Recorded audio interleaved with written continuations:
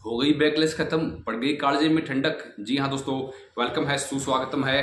क्यों कह रहे हैं हम ये सब बातें, उसके बारे में इसका रीजन बताएंगे। तो नमस्कार दोस्तों, मेरा नाम रिंकू, चैनल का नाम VRWE और VRW चैनल पर एक बार फिर से न्यू वीडियो लेकर हाजिर हैं। WWE बैकलेस में हमें क्या कुछ शॉकिंग मोमेंट देखने को मिले उसके बारे में। तो इस वीडियो में हम बेसिकली बात करने वाले हैं कि क्या शॉकिंग मोमेंट देखने को मिले बैकलेस में, उसके बारे में। तो बात करते हैं, सबसे पहला मोमेंट होता है जब ड्रू मैकिंटायर और डैमियन प्रीस्ट, जेकब फाटू और एले नाइट का मैच चल रहा होता है। तो वहां पर गाय जेकब फाटू रिंग के बाहर पड़े हुए थे, सभी रिंग के बाहर थे। तो एक साइड पर हमें ड्रू मैकिंटायर और डैमियन प्रीस्ट दिखाई देते हैं, जहां पर डैमियन प्रीस्ट एक सोल्टन हेवन चोक स्लैम लगाते हैं ड्रू मैकिंटायर के ऊपर। और इस सोल्टन हेवन से ये होता है कि दोनों ही मैच में वापस नहीं आ पाते हैं, तो यानी उसके बाद ये दोनों ही वहां पर ही पड़े रहते हैं। पहला शॉकिंग मोमेंट तो ये होता है। दूसरा शॉकिंग मोमेंट होता है जेफ काफ, जो कि एक फ्री एजेंट है रेसलिंग की दुनिया में, वो आज हमें दिखाई दिए इसी मैच के दौरान, बैटल फॉर वे मैच के दौरान, जहां पर उन्होंने जेफ काफ ने जेकब फाटू के साथ मिल चुके हैं। उन्होंने एले नाइट के ऊपर अटैक किया।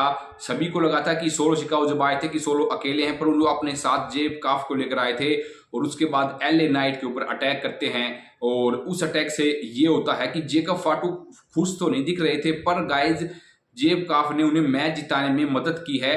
तो दूसरा शॉकिंग मोमेंट हमें ये देखने को मिला। और उसके बाद जेकब फाटू ने अपना टाइटल सक्सेसफुल रिटेन कर लिया, पर वो गुस्से में बाहर चले जाते हैं। अब ये देखना इंटरेस्टिंग होगा कि ये जेकब फाटू अपने साथ उसे रखने वाले हैं या फिर सोलो शिकागो से वो अलग होने वाले हैं। तो दूसरा शॉकिंग मोमेंट हमें देखने को मिला। ये बात करें मैच में, तीसरे शॉकिंग मोमेंट इस शो में देखने को मिला जब लायरा वल्किरिया ने हरा दिया बेकी लिंच को। और गाइज ये एक रोल अप के जरिए विक्ट्री हासिल की थी।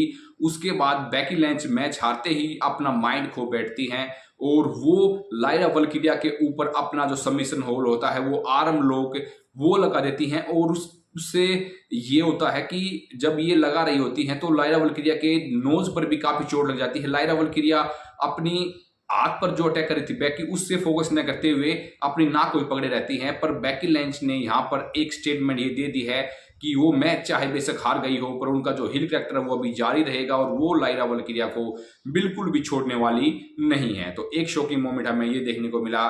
बात करें नेक्स्ट शॉकिंग मोमेंटों की, तो दोस्तों वहां पर डोमिनिक मिस्टीरियो वर्सेस पेंटा के मैच में भी हमें कुछ ऐसा ही शॉकिंग मोमेंट देखने को मिला, जहां पर पेंटा कि एक डोमिनिक मिस्टीरियो के खिलाफ नहीं, पूरी जजमेंट डे के Finn Balor, Carlito, JD McDowell के साथ लड़ रहे थे। तो वहां पर जब जेडी मैकडोल और फिन बैलर चेयर से अटैक की कोशिश करते हैं पेंटा पर, तो रेफरी उन्हें देख लेते हैं और देखने के बाद उन्हें कहते हैं कि तुम यहां से सभी भाग जाओ। उन्हें रिंग से बाहर बजा देते हैं, यानी कि वो बैक स्टेज जाने के लिए कह देते हैं। पर गाइज उस टाइम एक और शॉकिंग मोमेंट होता है।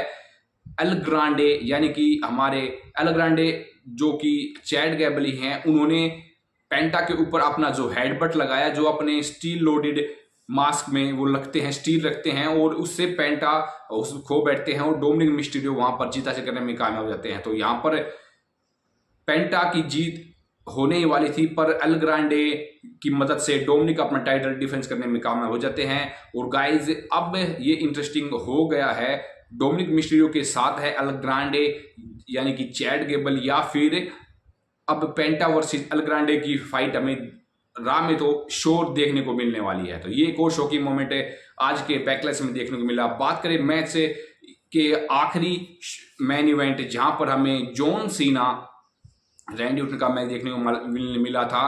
और गाइज एक शॉकिंग मोमेंट जब आता है जब जॉन सीना को उठाकर ए लगा देते हैं चेयर टेबल के ऊपर और टेबल टूट जाती है और रैंडी ऑर्टन ये काम करते हैं दोस्तों। उसके बाद रिंग पर जाकर वहां पर बेल्ट मारने की कोशिश करते हैं रैंडी ऑर्टन को जॉन सीना पर, वो बेल्ट रेफरी को लगती है और जॉन सीना आरके लगाकर पिन की कोशिश करते हैं। निक ओल्डिस वगैरह वहां पर आते हैं, 2-3 बार ऐसा होता है कि रेफरी को अटैक होता है, तो निक ओल्डिस आकर उसे समझाते हैं रैंडी ऑर्टन को कि कोई नहीं, रेफरी आ रहा है, तब तक तुम लोगों पर। गाइज रैंडी ऑर्टन वहां पर आरके लगा देते हैं निक ओल्डिस को, और वो वहां यही नहीं रुकते हैं, वो उसके बाद जो भी पूरा स्टाफ था 5 से 6 बंदों को आरके लगाते हैं।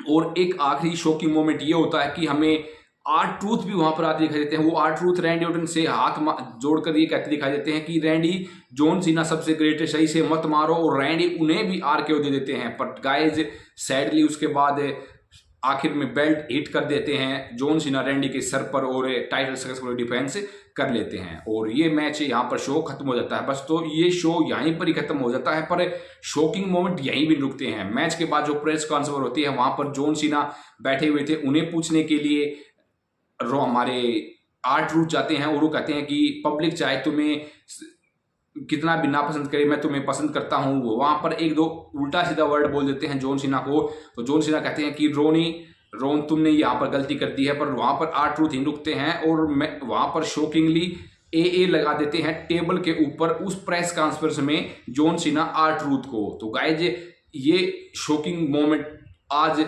बैकलेस के बाद भी हमें देखने को मिला। तो यहीं पर हमें ये प्रेस कॉन्फ्रेंस भी खत्म हो जाती है। तो दोस्तों ये कैसा लगा ये आज का ये वीडियो, बैकलेस में क्या क्या शॉकिंग मोमेंट हमने आपको बताया वो कैसे लगे उसके बारे में बताइएगा। अच्छा लगे तो वीडियो को लाइक कर चैनल को सब्सक्राइब करके बेल आइकन दबा लीजिएगा। तो मिलते हैं आपसे किसी और ऐसे ही और मनमोहक जानकारी के साथ में। Bye bye, stay tuned, thank you very much.